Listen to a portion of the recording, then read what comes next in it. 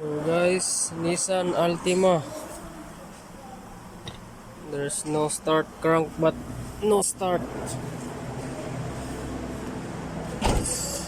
I got the problem here.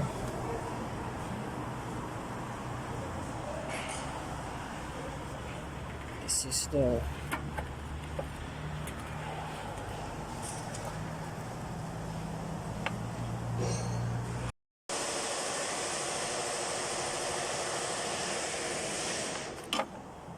so what I did see. This is a burning wire. But if I found this car problem.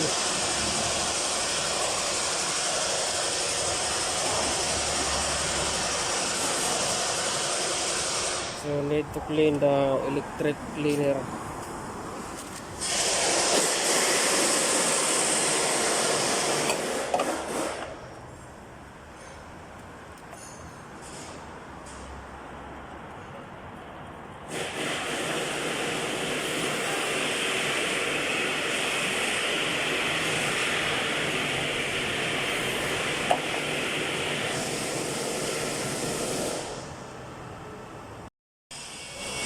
Just clean twice for a good clean.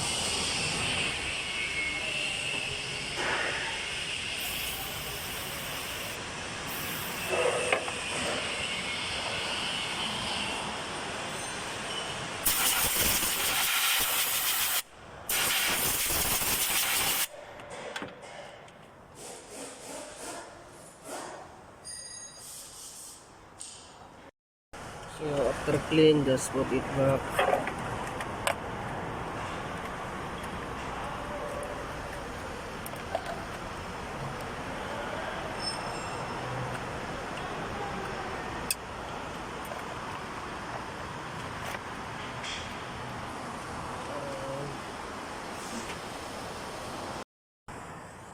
Battery foot.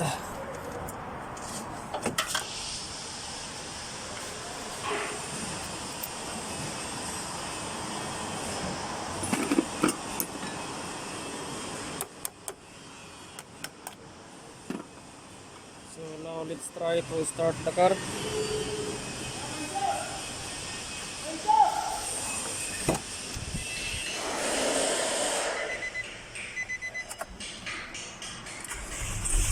Okay, good.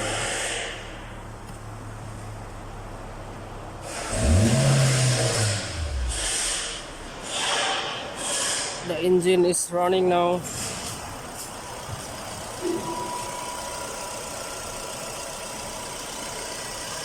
That's Nissan Altima.